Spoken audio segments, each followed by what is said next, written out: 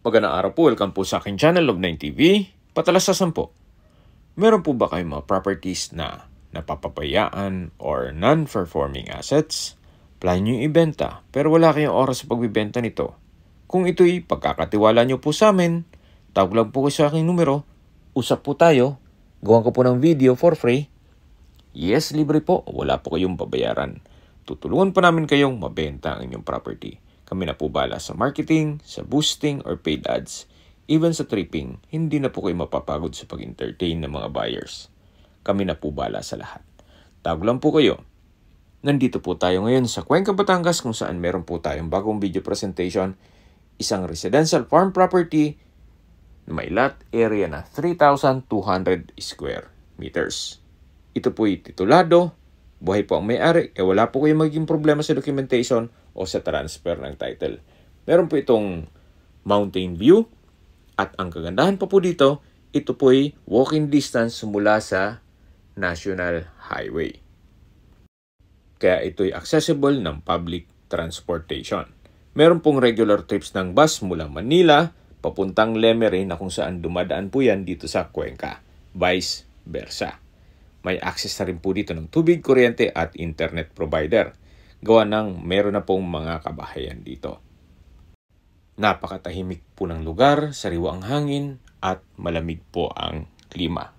Ito po yung nasa mataas na lugar. Ang estimated elevation above sea level ay 1,195.5 feet.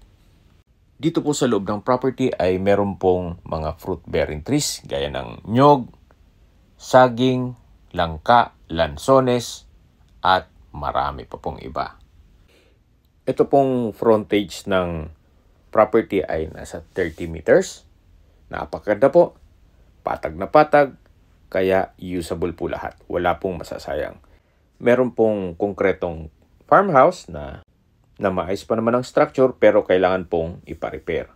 Ganun din po dito sa kubo na natatanaw nyo. Kung ang hanap nyo ay isang farm lot na malapit sa highway, ito na po yung hinahanap nyo. Ang kagandahan po sa ganitong mga sukat ng lupa na 3,200 square meters ay less maintenance. At the end of the day, na mahina na ang tuhod natin, hindi naman natin may ikot na yung ekta-ektaryang lupain.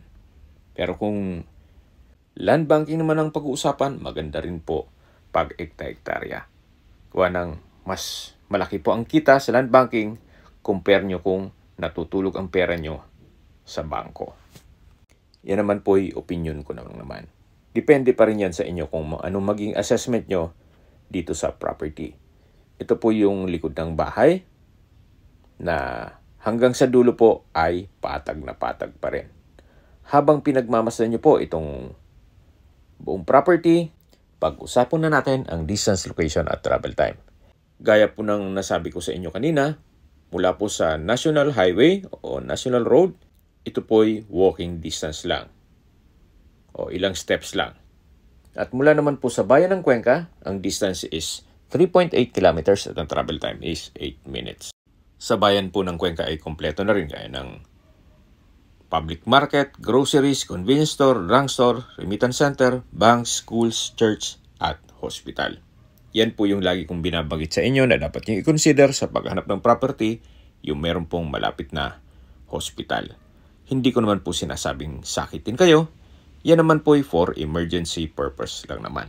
At mula naman po sa Lipa City, ang distance is 11.7 kilometers at ang travel time is 35 minutes. Mula naman po sa Tambo Exit, sa Startol, ang distance is 8.8 kilometers at ang travel time is 21 minutes.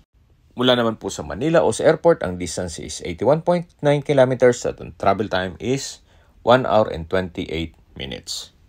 Mula po sa Manila, ang daan nyo po papunta dito sa property ay South Luzon Expressway all the way to Startol. Then, ang exit nyo po ay Tambo.